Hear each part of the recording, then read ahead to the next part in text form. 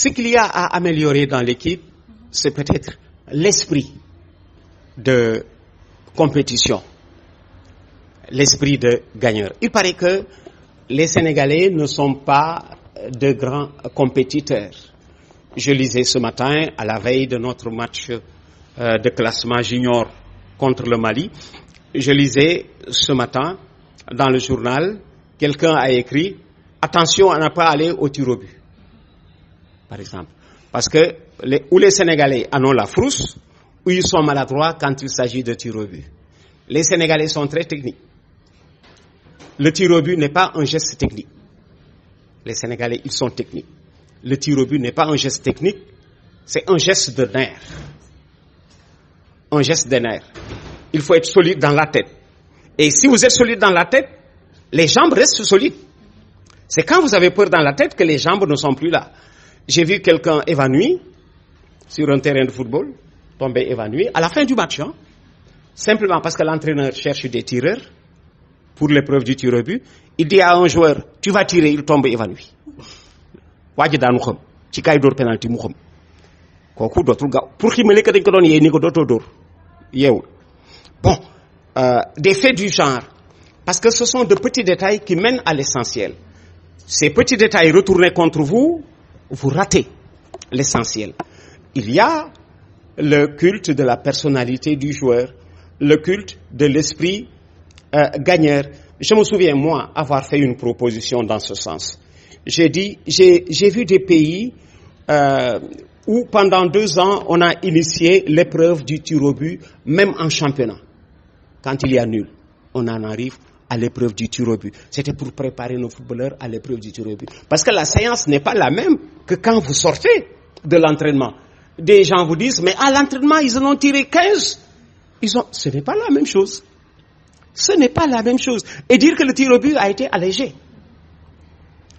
Avant, c'est un joueur qui avait la charge de la série. Il y a encore quelques années, c'est un joueur qui prend la série, les 5, qui les tire. En 67, c'est arrivé au Sénégal. Dans une finale de championnat du Sénégal, je me souviens une fois, France-Sénégal, aujourd'hui Jaraaf et US Ouakam, on en était arrivé à l'épreuve du tir au but. 2 joueurs ont tiré la série, 11-10. Le vainqueur a réussi 11 fois, le perdant a réussi 10 fois sur 11. Maintenant, on l'a allégé. Il y a donc une petite réunion qui doit se tenir entre les tireurs et gardiens. Parce qu'il y a de petites choses qui échappent à l'entraîneur. C'est depuis la personnalité des joueurs que cette trouvaille monte. Moi, j'appartiens à une génération qui a joué au football.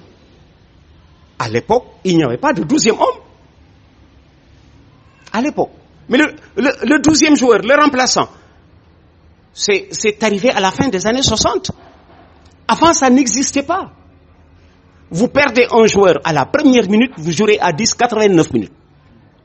Il n'y avait pas de banc. L'entraîneur, il est sur les gradins avec les remplaçants. Les remplaçants sont en civil parce qu'ils ne peuvent plus entrer. Nous sommes à la fin des années 60 et au début des années 70. Les joueurs réagissaient en patron. Ils réagissaient en entraîneur. Ils trouvaient tout de suite sur le terrain la solution à leurs problèmes. Alors c'est cette race de joueurs qui aujourd'hui est en perdition. Cette race que nous sommes en train de perdre. Parce que moi je suis de ceux qui croient que les meilleures générations au Sénégal, les meilleures générations n'ont même pas été en phase finale de Coupe d'Afrique.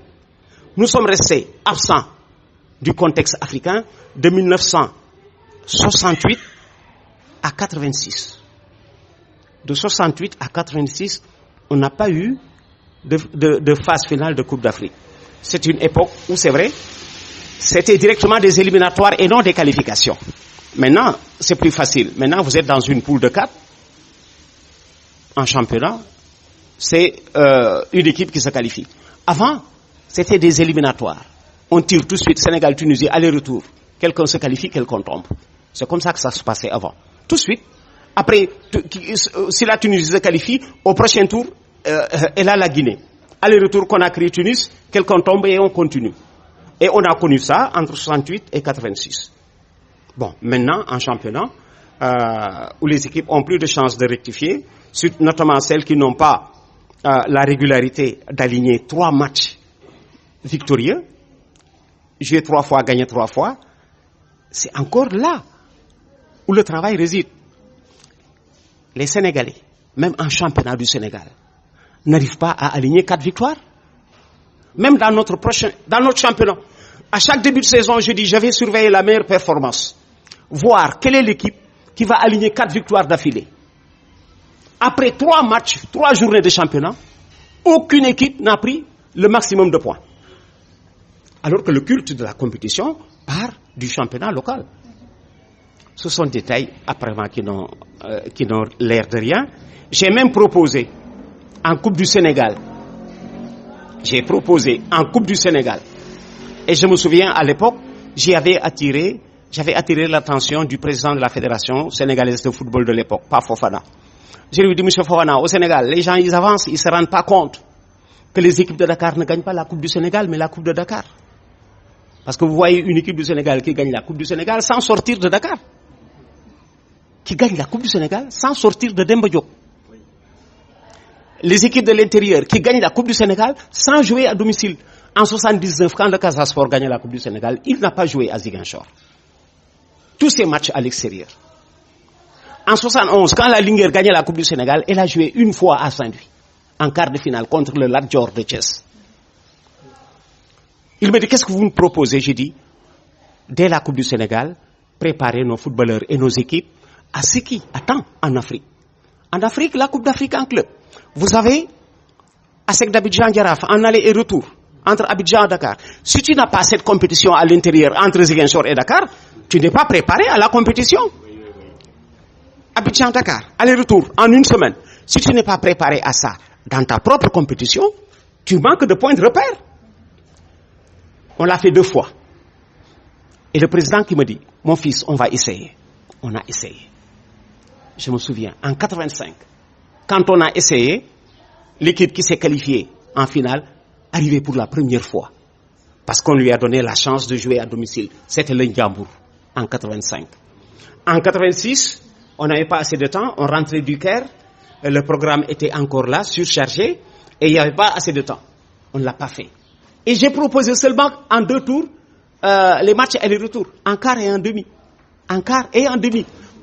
Pour préparer l'équipe sénégalaise qui va en Coupe d'Afrique à la compétition qui l'attend en Afrique. Entre Abidjan-Dakar, entre Lusaka-Dakar, entre Conakry-Dakar. Si tu n'es pas habitué à l'intérieur, tu perds de repères.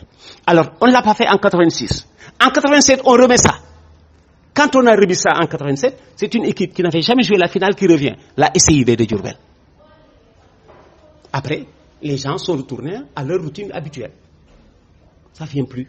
Les équipes de Dakar restaient avantagées par rapport au football de l'intérieur. Il y a eu tellement d'injustices dans le passé, pas pour profiter aux uns et aux autres, mais peut-être pour rapidement évacuer le programme, façon de dire, ça y est, on a terminé la saison. Donc, il y a de petits détails qui sont à réajuster, mais à partir de l'organisation interne de notre football.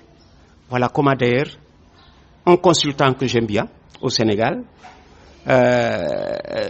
qui, c'est vrai, ne fait pas beaucoup l'unanimité auprès des Sénégalais, c'est Joseph-Antoine Bell, le Camerounais, qui a de bonnes idées, qui a dit un jour, on n'est pas loin de l'époque où pour être président d'une fédération de football, il faut avoir été footballeur.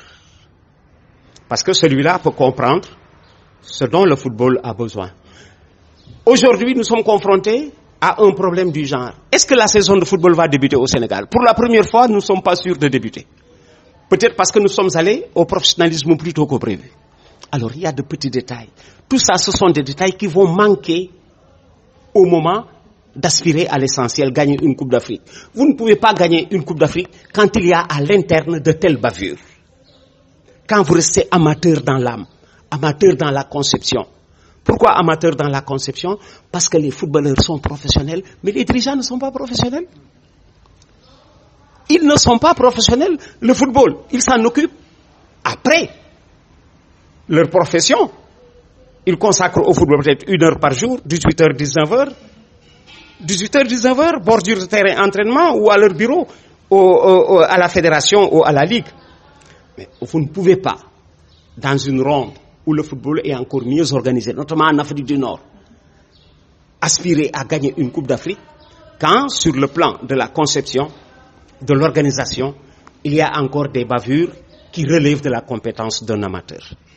Il y a tellement de choses. Parce que quand le match débute, quand on vous dit coup d'envoi 17h, le match ne débute pas, il finit. Coup d'envoi 17h. Coup d'envoi 17h, le match ne débute pas, il est en train de finir. Il va finir dans 90 minutes. Il a débuté depuis peut-être une semaine. Il a débuté peut-être depuis quelques jours. À l'heure du coup d'envoi, le match. Alors, je disais donc, quand on vous dit coup d'envoi à 17h, le match ne commence pas. Il est en train de finir. Il a débuté depuis une semaine. Parce que c'est ce que vous avez fait pendant une semaine. Comment les joueurs se sont comportés pendant une semaine? Est-ce qu'ils ont eu l'assistance nécessaire pendant une semaine? À tous les niveaux. Pendant une semaine, s'ils ont tout cela, à l'heure du coup d'envoi, le match ne commence pas, il est en train de finir, il va d'ailleurs finir dans 90 minutes. Bon, l'un dans l'autre, on se rapproche, comme on dit, de la meilleure des préparations pour tendre vers un meilleur football, parce que jusqu'ici, tellement juste que nous sommes professionnels depuis 10 ans, mais il n'y a pas beaucoup d'étrangers au Sénégal. Il n'y a pas beaucoup d'étrangers au Sénégal. Ce sont encore les Sénégalais qui sortent. Les équipes qui tiennent la route, ce sont celles qui ressemblent à des filiales. C'est l'époque des académiciens, parce que nous avons connu le club d'entreprise. Nous avons connu le club militaire et paramilitaire. Maintenant, c'est l'époque des académiciens. Djambar, Génération Foot, oui, et d'autres, Dakar Sacré-Cœur, qui sont sous tutelle, qui ressemblent à des filiales de grosses écuries françaises. Pour le moment, qui sont tranquilles. Mais, ce qui me fait dire, pourquoi je dis que ce sont des filiales, à Metz, ce sont les Sénégalais qui font gagner l'équipe Messine, avec quelques 4 ou 3 Sénégalais qui jouent tous les jours et qui sont les grands décideurs des résultats. Jusqu'à quand? On ne sait pas. Ce qui est sûr, c'est que nous, ça nous arrange en partie. Pourquoi ça nous arrange? Parce que ce que nous perdons en club, nous le gagnons en équipe nationale. Le joueur ne réussit pas en club, il est ailleurs, où il sera mieux suivi, mieux traité pour nous revenir en équipe nationale. Et la Diouf, il n'a rien fait en club au Sénégal. Henri Camara, ils n'ont rien fait en club au Sénégal. Ils n'ont pas donné une identité à leur club au Sénégal. Ils se sont donné une identité mondiale depuis le professionnalisme. Jusqu'à quand? Jusqu'au moment où on saura garder nos footballeurs à domicile pour tendre vers un meilleur professionnalisme. Parce que c'est tout ça réuni qui mène à la victoire. Souvent, quand on pose la question de savoir qu'est-ce qui a manqué, souvent, ce n'est pas depuis le joueur. Parce que le joueur, il est bon. Il n'a pas, peut-être, tout ce dont il a besoin pour tendre à l'essentiel. Bon, on espère qu'un jour, ça va venir.